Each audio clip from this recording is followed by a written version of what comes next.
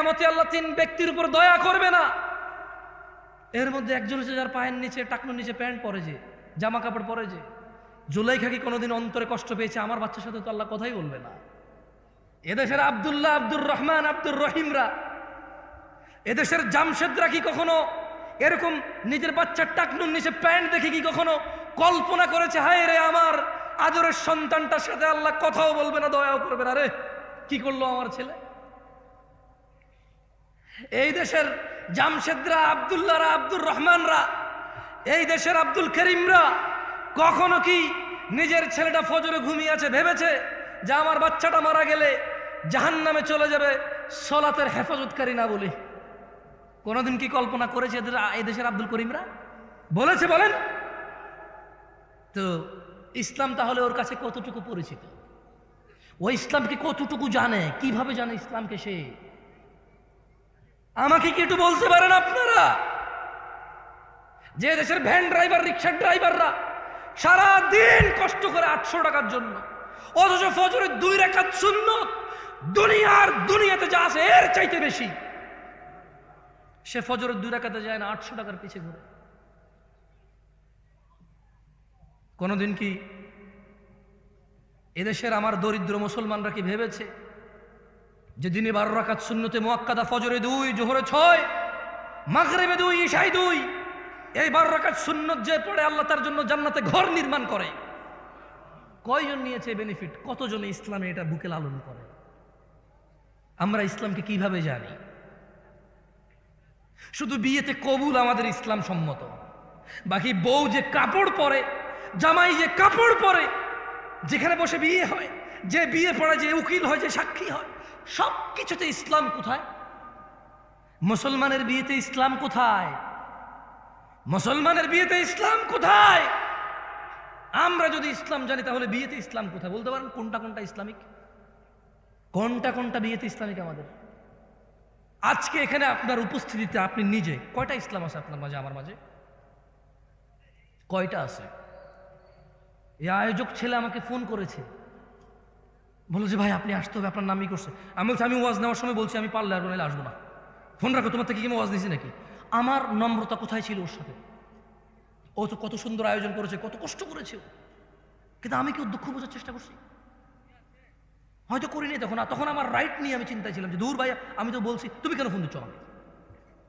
কোথায় আমাদের ইসলাম?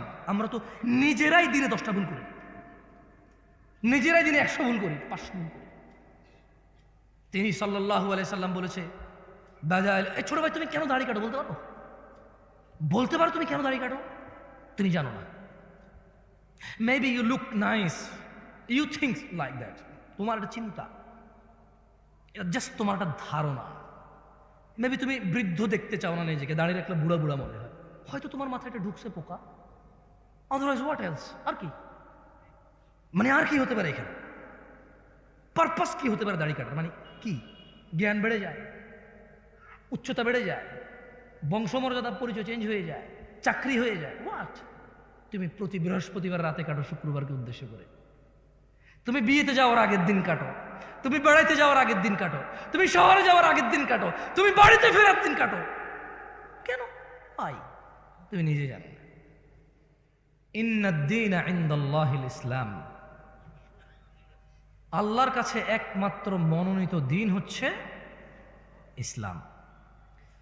আল্লাহ বলছেন, ওয়ামাখতালাফাল্লাযীনা উতুল কিতাবা ইল্লা মিন বা'দি মা জাআহুমুল ইলমু বাগিয়াম বাইনাহুম, আর যাদেরকে কিতাব দেওয়া হয়েছিল তারা কেবল পরস্পর বিদ্বেষবশত, মানে আমার কথায় আপনার ভালো লাগে না, আপনার আচরণ আমার ভালো লাগে না, আমার স্টাইল ভালো লাগে না, কথার আন্দাজ ভালো লাগে না, বডি ল্যাঙ্গুয়েজ, হাত পা নড়ে ভালো লাগে না, দ্রুত কথা বলি বা জোরে কথা বলি বা আস্তে কথা বলি ভালো লাগে না। অথবা আপনি নিজেকে শুধু হানাফি মনে করেন বা শাফি মনে করেন, হাম্বালি বা মালিকি মনে করেন। হানাফি মনে করার পরে আপনি হয়তো মনে করেন নিজেকে চিশতি, সাবরি, তরিকত, হাকিকত, মারেফত, শরীয়ত এভাবে মনে করতে পারেন। সুফি নিজেকে মনে করতে পারেন। সুফি মনে করার পর আপনি মাইজ ভান্ডার, সারসিনা, তারপর এদিকে জৈনপুর, আটরশি, ফুরফুরা, আপনি নিজেকে এগুলো মনে করতে পারেন। আপনাকে একটা কথা বলি, মনোযোগ দিয়ে শোনেন।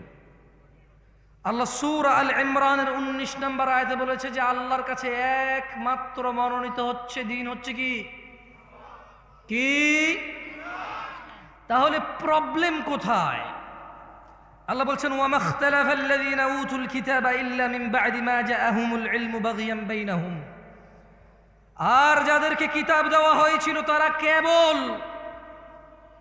তারা শুধু নিজেদের বিদ্বেষবশত তাদের কাছে জ্ঞান আসার পরও তারা মতনৈক্য ঘটিয়েছিল। ইলম এসেছে, জ্ঞান এসেছে, ফুরকান এসেছে, সত্য মিথ্যার পার্থক্যকারী এসেছে, কিন্তু না, কোরআন ও সহিহ সুন্নায় তাদের কোনো আপত্তি ছিল না। কিন্তু তারা নিজেদের একে অপরের বিদ্বেষে বসে তারা জ্ঞান আসার পরে মতনৈক্য করেছিল। একজন আরেকজনের মতনৈক্য করতে গিয়ে ইসলামেরই মতনৈক্য করে ফেলেছে তারা।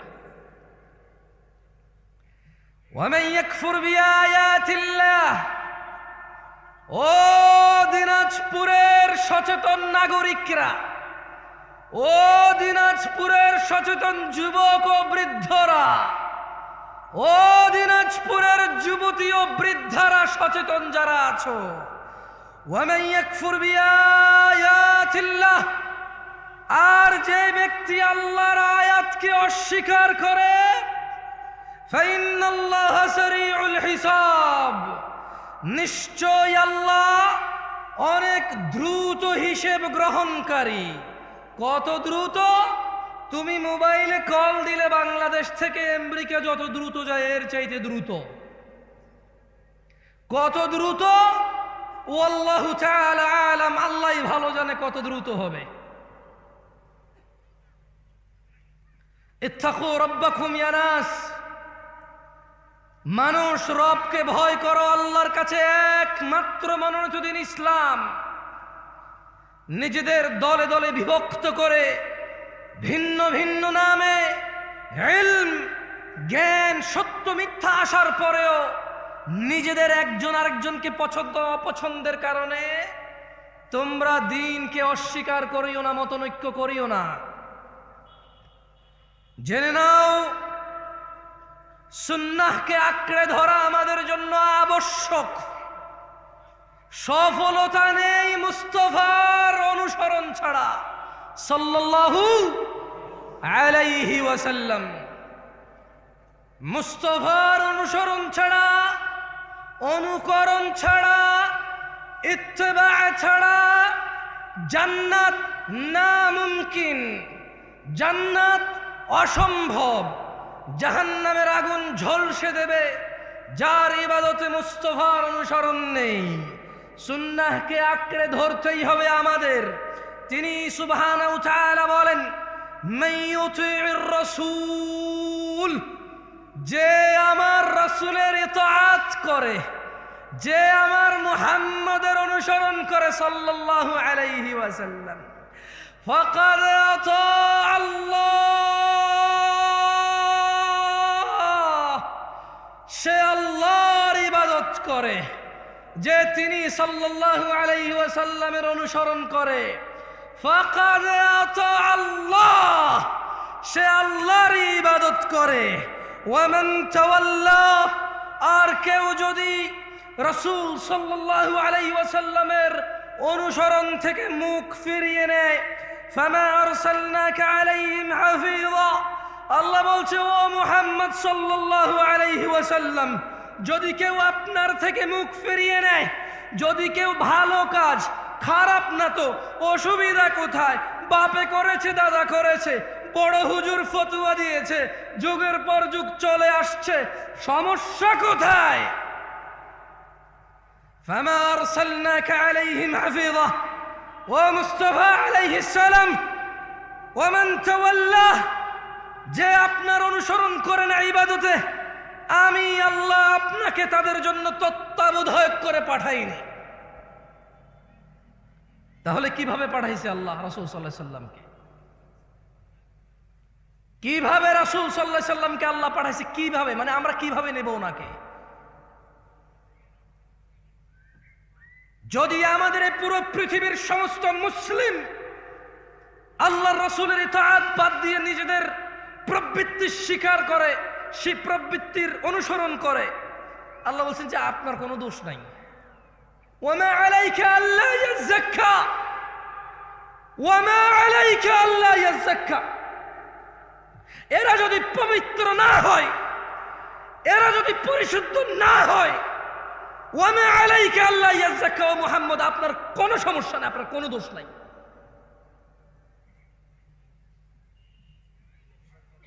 কারণ আল্লাহ ওনার মুস্তাফাকে কি বলেছেন সাল্লাল্লাহু আলাইহি ওয়াসাল্লাম, বলেছেন ফাযাক্কির, ও মুহাম্মদ আপনি উপদেশ দিন সাল্লাল্লাহু আলাইহি ওয়াসাল্লাম, ইন্নামা আনতা মুযাক্কির, আপনি একজন উপদেষ্টা, উপদেশদাতা, লাস্তা আলাইহিম বিমুসাইতির, ওই যে ওখানে মাইকে লটারি হয়, ওই যে ওখানে বিয়ের গায়ে হলুদে গান বাজনা বাজে, ওই যে বাবা তার মেয়েকে নিজে নাচের স্টেজে উঠাই দিয়ে নাচ, নিজের মোবাইলে ভিডিও ধারণ করে নিজের বন্ধু বান্ধবকে বলে দেখ দেখ তোর ভাতিজি কেমন নাচে।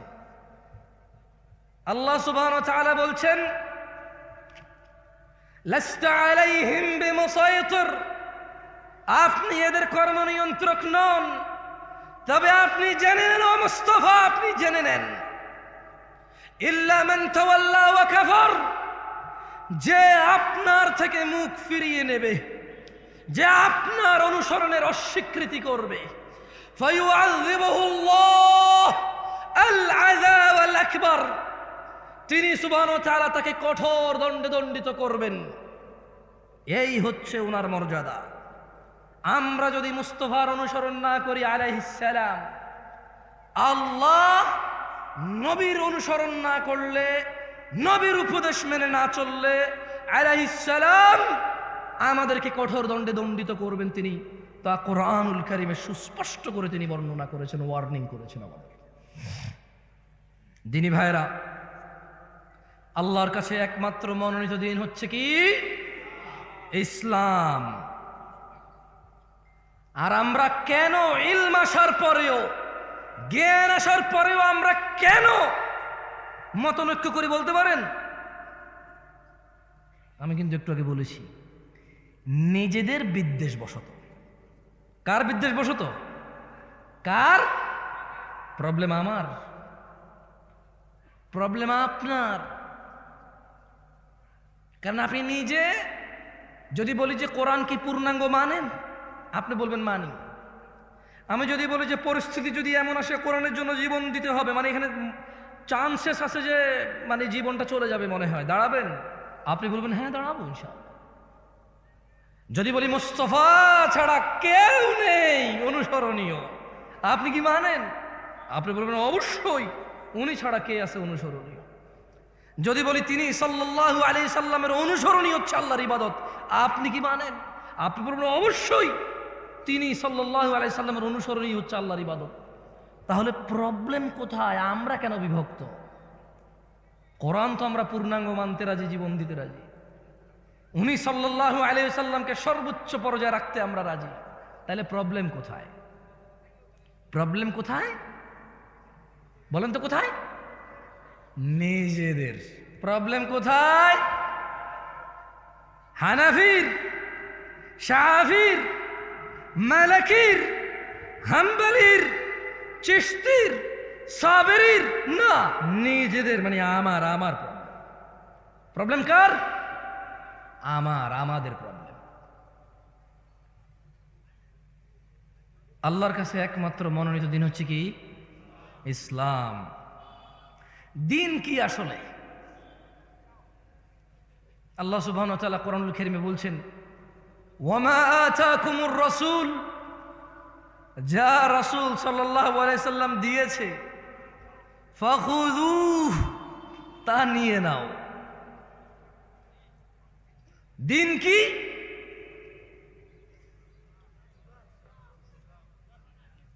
একটু মনোযোগ দিয়ে শুনিয়েন ভাই।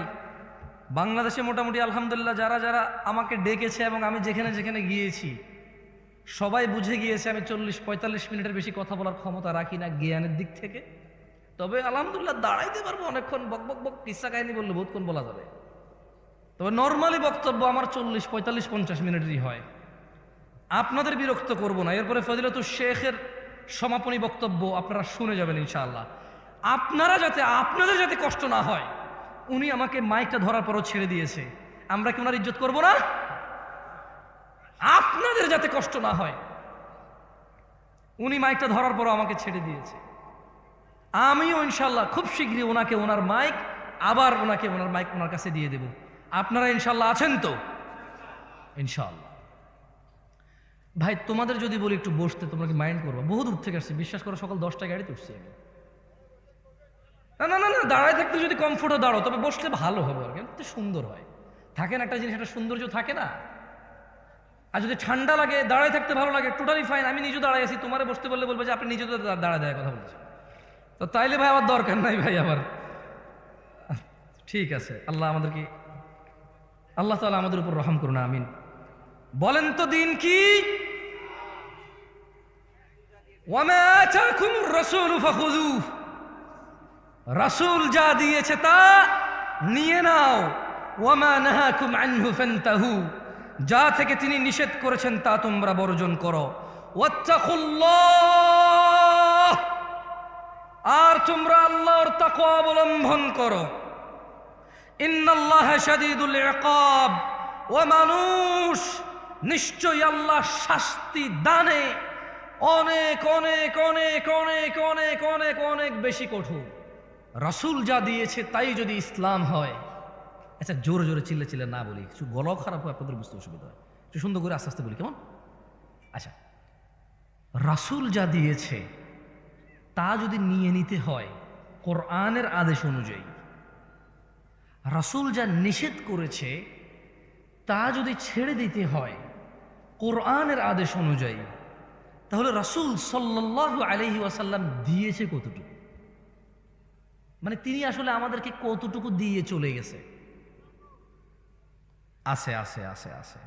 আন আব্দুল্লাহ ইবনে মাসউদ রাদিয়াল্লাহু আনহু قال, সাহাবীর নাম কি? একটু মনোযোগ দিয়ে শুনেন, আমি মাঝে মধ্যে আপনাদের প্রশ্ন করব, মারহাবা ঠিক এগুলো আমার দরকার নাই, শুধু আমি যে প্রশ্ন করি ওই প্রশ্নগুলা মাঝে মধ্যে যদি অ্যান্সার করেন আমি বুঝতে পারবো যে আমি বলছি আল্লাহর জন্য, আপনারা শুনছেন কার জন্য। একটু মানে ভালো লাগবে বুঝতে পারলে যে আপনারা আছেন আমার সাথে। কেউ বসে বসে ব্যবসা বাণিজ্যের টাকা পয়সার হিসাব, প্রেমিকার নাম্বার ব্লক করে দিছে, আরেকটা আইডি খুলছেন, তারা রিকোয়েস্ট পাঠাইছেন, অ্যাড করছে কিনা, মানে এইসব হিসাবে আপনারা নাই, ওয়াজে আছেন, তাহলে আমি বুঝবো, বুঝছেন? عن عبد الله بن مسعود رضي الله عنه قال, আব্দুল্লাহ ইবনে মাসউদ রাদিয়াল্লাহু আনহু থেকে বর্ণিত, তিনি বলেন, قال رسول الله صلى الله عليه وسلم, আল্লাহর রাসূল সাল্লাল্লাহু আলাইহি ওয়াসাল্লাম বলেছেন। কে বলেছেন? কে বলেছেন? হাদিস বর্ণনা করতেছেন কোন সাহাবী? এর জোরে বলেন, কোন সাহাবী? বর্ণনা করতেছে কে? আব্দুল্লাহ ইবনে মাসউদ। তিনি বলছেন যে আল্লাহর নবী সাল্লাল্লাহু আলাইহি ওয়াসাল্লাম বলেছেন, ইন্নাহু লাইসা শাইউন ইউকাররিবুকুম ইলাল জান্নাতি ইল্লা ক্বাদ আমারতুকুম বিহ। আমার উম্মতরা, ও মানুষ, পৃথিবীবাসী, তিনি সাল্লাল্লাহু আলাইহি ওয়াসাল্লাম বলছেন যে নিশ্চয়ই এমন সকল কিছু, এমন, আপনারা অনেকে কিন্তু আশহাদু আন্না মুহাম্মাদার রাসূলুল্লাহর পর এইভাবে করতে দেখেন কাউকে, রাইট? আমি হাসতে বলছি ভাই, বলছি দেখেন কিনা, বলবেন হ্যাঁ বা না, এটাই তো সৌন্দর্য। দেখেন কিনা? দেখেন না? আচ্ছা, আমি শুধু ছোট্ট একটা উদাহরণ দিলাম। অনেকে আশহাদু আন্না মুহাম্মাদার রাসূলুল্লাহ বলে কি করে? এরকম করে, আমি দেখেছি। আল্লাহু আলাম,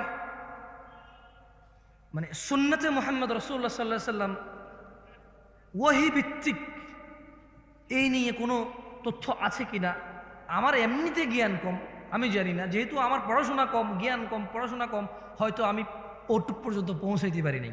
যদি আপনাদের কারো কাছে কোনো তথ্য থাকে এই বিষয়ে, সুন্নাহ অনুযায়ী, কি অনুযায়ী? সহিহ সুন্নাহ অনুযায়ী যদি থাকে বলিয়েন, আমরা করবো ইনশাআল্লাহ। আমরা কেন ছেড়ে দেবো? দাঁড়িয়ে রাখছি, মানুষ দাড়ি ফেলে দেয় স্মার্ট হওয়ার জন্য, সুন্দরী বউ পাওয়ার জন্য, চাকরি বাকরি করার জন্য, ভালো সুন্দর নিজের পরিবেশন করার জন্য। আমরা ওই জিনিস স্যাক্রিফাইস করে দিছি, দাড়ি রেখে দিছি সুন্নাহকে ফলো করার জন্য। তো আর আসাদুল্লাহ মোহাম্মদ রাসূলুল্লাহ বলে চুমা খেতে অসুবিধা কোথায়? যদি এতে কোনো নেকি থাকে, কোরআন সুন্নাহ থেকে, অসুবিধা কোথায় ভাই? কোনো অসুবিধা আছে? আমরাও করবো ইনশাআল্লাহ। আমি আবারও বলি, মনে কষ্ট নিয়েন না, খারাপ কিছু বলি নাই, বলেছি সহিহ সুন্নাহ অনুযায়ী হাদিস দিয়ে সাব্যস্ত এর কোনো বেনিফিট। যেমন ধরেন হাদিসে আছে কেউ যদি সুবহানাল্লাহ বলে আসমান আর জমিনের খালি জায়গা পূর্ণ হয়ে যায়।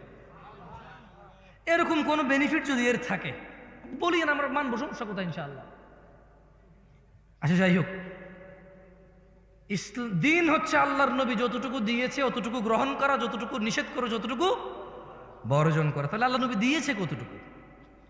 আব্দুল্লাহ ইবনে মাসউদ রাদিয়াল্লাহু আনহু থেকে বর্ণিত, আল্লাহ নবী সাল্লাল্লাহু আলাইহি ওয়াসাল্লাম বলছেন যে নিশ্চয়ই এমন সকল কিছু যা তোমাদের সবাইকে জান্নাতের নিকটবর্তী করে, জান্নাত পর্যন্ত নিয়ে যায়, আমি সব কিছুর নির্দেশ দিয়েছি, একটাও বাদ দেই নাই। সুবহানাল্লাহ। কয়টা বাদ দেয় নাই? কয়টা? একটাও বাদ দেয় নাই তিনি।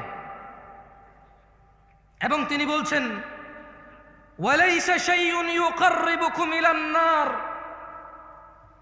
এবং এমন সকল কিছু যা তোমাদেরকে জাহান্নামে প্রবেশ করাবে, জাহান্নামের কাছে নেবে, ইল্লা ক্বাদ নাহাইতুকুম আনহু, প্রত্যেকটা জিনিসই আমি তোমাদের নিষেধ করেছি, একটাও ছেড়ে দেই নাই। সুবহানাল্লাহ। তাহলে যা আমাদের জাহান্নামে নিয়ে যাবে তিনি কি একটাও বাদ দিছে নিষেধ করা ছাড়া?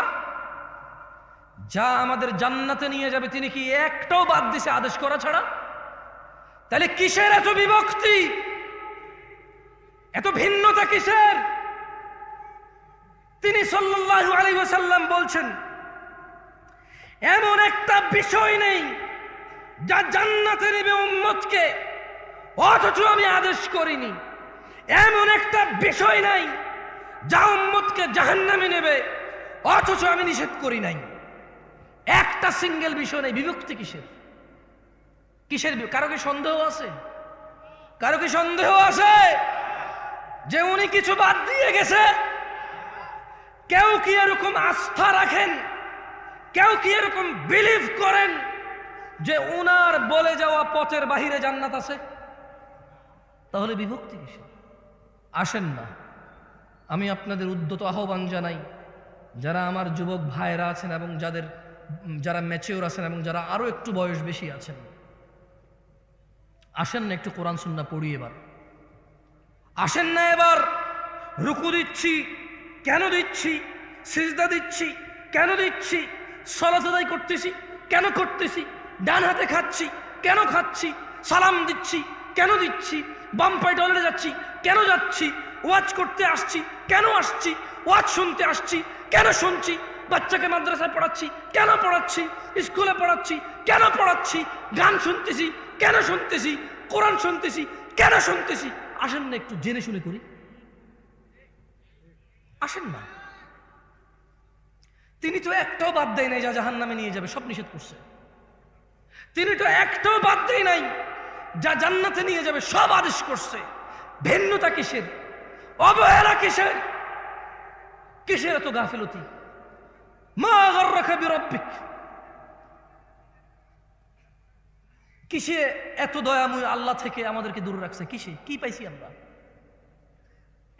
মা গাররাকা বিরাব্বিকাল কারীম, এত দয়ালু আল্লাহ থেকে কিসে আমাদেরকে দূরে রাখছে? আল্লাহ আমাদেরকে বোঝার তৌফিক দান করুন। শুনেন, এখন প্রশ্ন হলো, আল্লাহর নবী যদি একটাও বাদ না দেয় যা জাহান্নামে নিয়ে যাবে নিষেধ করা, একটাও যদি বাদ না দেয় যা জান্নাতে নিয়ে যাবে আদেশ করা, আমরা কেন অল্প? কেন আজকে আমরা অল্প? কেন আমাদের ঐক্যতা নাই?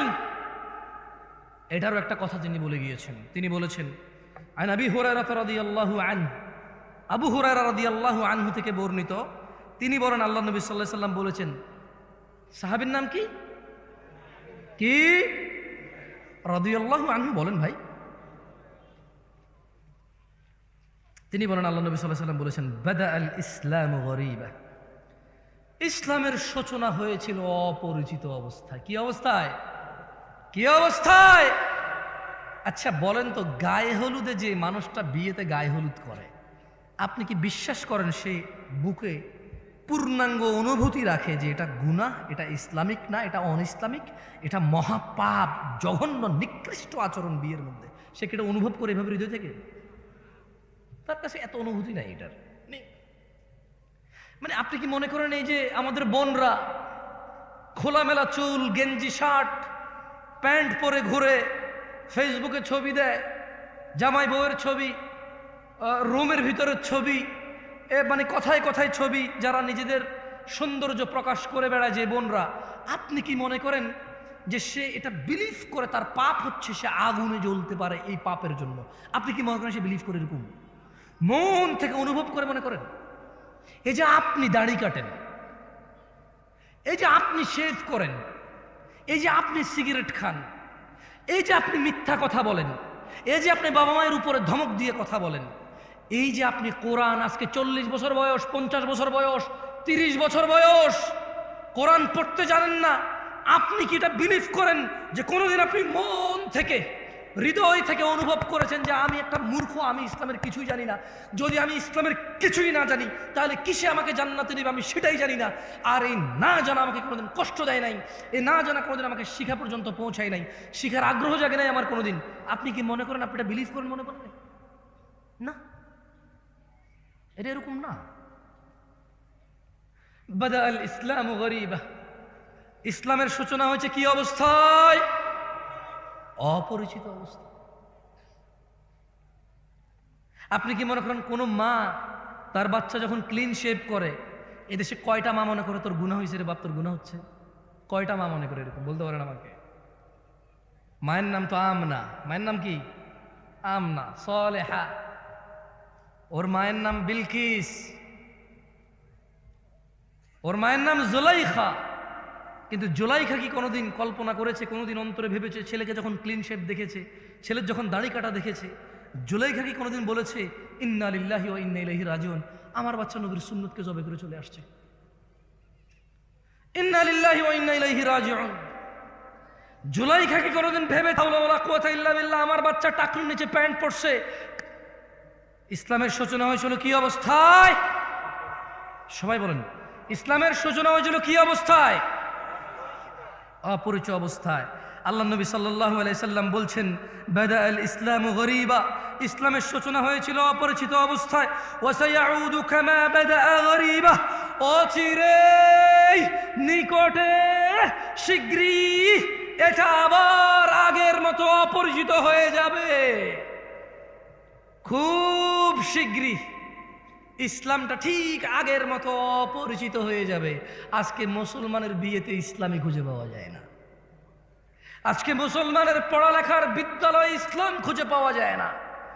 আজকে মুসলমানের ঘরে বাবা মা আর ছেলে মেয়ের ভিতরে ইসলাম খুঁজে পাওয়া যায় না। আজকে হুজুরদের ভিতরে ইসলাম খুঁজে পাওয়া যায় না।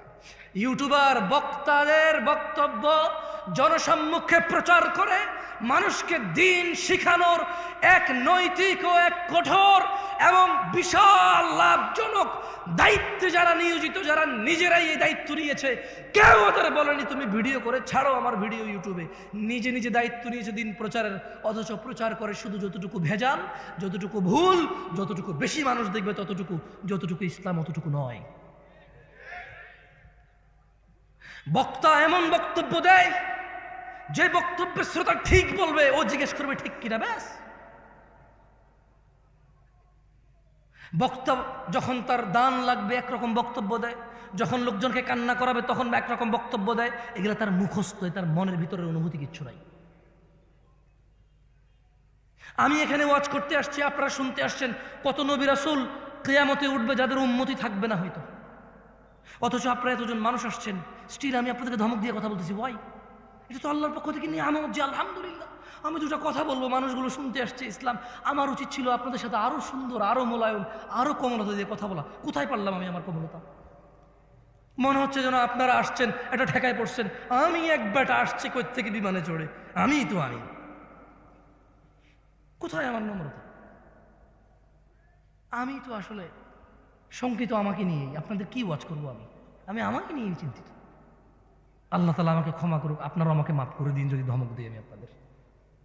আমি হয়তো কথা বলার ফ্লো, আমার হয়তো স্বভাবগত জাত একটু চঞ্চল, আমি ভাই বুঝছেন, হাত পা নড়ে চড়ে, মাথা মুথা গরম হয়ে যায় যখন উল্টাপাল্টা কিছু, মানে বাস্তবতার হাদিস একরকম, কোরআন একরকম, একটু গরম হয়ে যায়। আমি এর জন্য আন্তরিকভাবে ক্ষমা চাই। আপনারা আমার ভাই, আপনারা আল্লাহকে ভালোবেসে আসছেন, আপনারা নিজেরা টাকা খরচ করে আমাকে এখানে দাঁড় করাইছেন কথা বলার জন্য। এটা কত বড় নেয়ামত আল্লাহর পক্ষ থেকে আমার জন্য, অথচ আমি কিনা আপনাদের সাথে সুন্দর ব্যবহার করতে পারছি না। আমার মনে হচ্ছে যেন আমি মালিক হয়ে গেছি, কিনে ফেলছি আপনাদের। আমি একটা কিছু হয়ে গেছি। আল্লাহ আমাকে ক্ষমা করুন, আপনারা আমাকে মাফ করে দিন। কেমন ইসলামের পরিচয় হয়েছে কি অবস্থায়? আবার কোথায় ফিরে যাবে? সবাই বলিয়েন তো, আবার কোথায় ফিরে যাবে? কবে? কবে? কবে? আমাদের বিয়েতে আমরা ইসলাম পাই? আমাদের ঘরে ইসলাম আছে? মা প্রতিদিন খেয়াল রাখে তার বাচ্চা স্কুল মাদ্রাসায় গেছে কিনা, মা প্রতিদিন খেয়াল রাখে তার বাচ্চা হোমওয়ার্ক করছে কিনা, এ মা কি খেয়াল রাখে তার বাচ্চা নামাজ আদায় করছে কিনা? খেয়াল রাখে। কোথায় তার আদর, তার আদরের সন্তানের জন্য?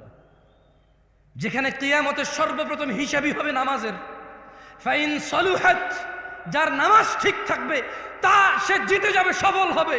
আর যার নামাজ ঠিক থাকবে না সে ধ্বংস হবে, সে লাঞ্ছিত হবে। কোথায় আমার মায়ের চিন্তা, আমার সফলতা? কোথায় আমার মায়ের চিন্তা?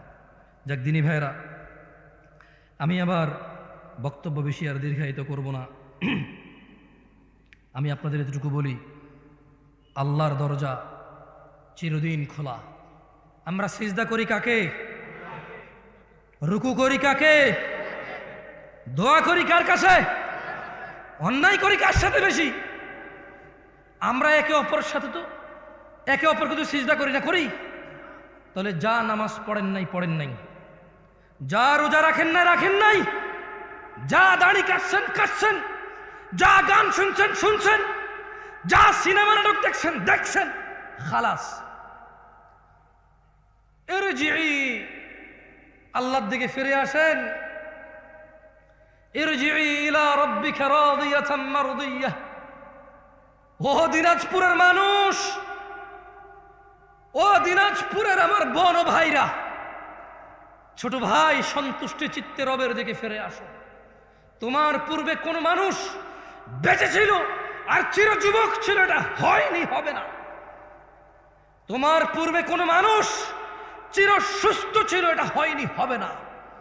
তোমার পূর্বে কোনো মানুষ কোনোদিন কষ্ট পায়নি, এমনটা হয়নি, এটা হবে না। তোমার পূর্বে কোনো মানুষ বিষণ্ণতায় ভোগে নাই, এমনটা হয়নি, হবে না, তোমার সাথেও হবে না এটা। আসো আল্লাহর দিকে ফিরে আসো, আসো আল্লাহর দিকে ফিরে আসো। দুটো চারটা মেয়ের সাথে কথা বলেছ, অন্যায় হয়েছে, তুমিও জানো আমিও জানি, কিন্তু তোমার রবের আহ্বানে সাড়া দাও, রবের আহ্বানে সাড়া দাও। ভাই আমার, থামো, যেখানে আছো থামো। ইল্লা মান তাব, রব বলছে যে আল্লাহর কাছে তওবা করে, ওয়া আমানা, ঈমান আনে। আমরা কি আল্লাহর কাছে তওবা করতে রাজি আছি? ইনশাআল্লাহ। রব বলছে ইল্লা মান তাব, যে তওবা করে, যে অপরাধ থেকে আল্লাহর কাছে ফিরে আসে। ওয়া আমানা, কার প্রতি ঈমান আনে? ওয়া আমিলা আমালান সালিহা, এবং যে সৎ কর্ম সম্পাদন করে। ফাউলাইকা ইউবাদদিলুল্লাহু সাইয়্যাতিহিম হাসানাত। আল্লাহ বলছে অপরাধীর অপরাধ যতই হোক না কেন, আমি তার সমস্ত গুনাহকে নেকিতে পরিবর্তন করে দেব। ভাই, তুমি তোমার অপরাধকে নেকিতে পরিবর্তন করো। This is your only chance. এটা তোমার একমাত্র সুযোগ। এই পৃথিবী, এই জীবন, এই নিঃশ্বাস, এই সুস্থতা, এই স্বাধীনতা, এই সুস্থতা, এই স্বাধীনতা, এই যৌবন, এটা তোমার একমাত্র সুযোগ গুনাহকে নেকিতে পরিবর্তন করার। নিঃশ্বাসটা যদি বের হয়ে চলে যায়, যদি তুমি এই পৃথিবী ছেড়ে চলে যাও, বিশ্বাস করো তোমার গুনাহ থাকবে, তিনি তোমার রব, তিনি জানে, তুমি জানো, আমি জানি না কি হবে। তবে শোনো, তিনি ঘোষণা দিচ্ছেন, এটা কোরআনের আয়াত, এটা তুমি বলতে পারবে না হাদিস জয়ীফ, হাদিস জাল, এটা আহলে হাদিসের, এটা ওয়াহাবির, এটা লামা সাহেবের, এটা হানাফির, এটা শাফির, এটা বলার সুযোগ নাই, এটা কোরআনের। এটা কিসের? এটা কিসের? তিনি বলছেন গুনাহ থেকে ফিরে এসে তওবা করে ভালো কাজ করলে সমস্ত গুনাহ নেকিতে পরিবর্তন হবে। This is your only chance brother. আমি এর চেয়ে বেশি তোমাকে আজকে আর ওয়াজ করতে পারবো না, আমার কাছে আর কোনো ওয়াজ বাকি নাই। আমার এখানে লেখা আরও আছে প্রায় 2 পৃষ্ঠা, বলা যেত, কিন্তু আমি সমীচীন মনে করছি, আমি বিচক্ষণতা ভাবছি যে আমার মনে হচ্ছে এই জায়গায় আমার স্টপ করা উচিত এখন। কেন? আমি আমার ভাইদের বলে দিছি, তোমার জীবনের গুনাহ যেটাই হোক না কেন, নেশা সংক্রান্ত, জানা সংক্রান্ত, নামাজ সংক্রান্ত, গান বাজনা অশ্লীলতা সংক্রান্ত,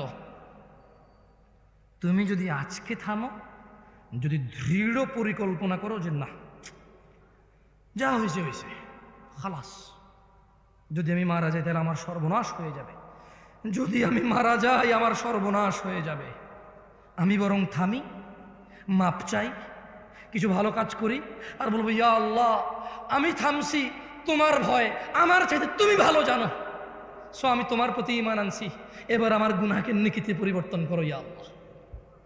আকুলু কওলি হাযা ওয়া আস্তাগফিরুল্লাহ লি ওয়া লিসাইরিল মুমিনিনা ওয়াল মুমিনাত ফাস্তাগফিরু ইন্নাহু হুয়াল গফুরুর রহিম। আমি আল্লাহর কাছে আমার জন্য ক্ষমা চাই, আপনাদের জন্য ক্ষমা চাই। আল্লাহ তাআলা আমাকে এবং আপনাদের সবাইকে ক্ষমা করে দিন। আমার ত্রুটি তিনি মার্জনা করে দিন, আমার ত্রুটি তিনি ক্ষমা করে দিন। আমার অসংলগ্নতা, আমার আচরণের খারাপ যেই উদাহরণগুলো আছে যা আপনাদের কষ্ট দেয়, যারা আপনারা আমাকে ভালোবাসেন, ছোট ছোট ভিডিওতে যখন আমার কিছু মানে অন্যরকম আচরণ আপনাদের কাছে আছে 10 সেকেন্ড 5 সেকেন্ডের, আপনারা যারা কষ্ট পান, আমি আপনাদেরকে কষ্ট দেওয়ার জন্য আমি ক্ষমা চাই, আপনারা আমাকে মাফ করে দিয়েন।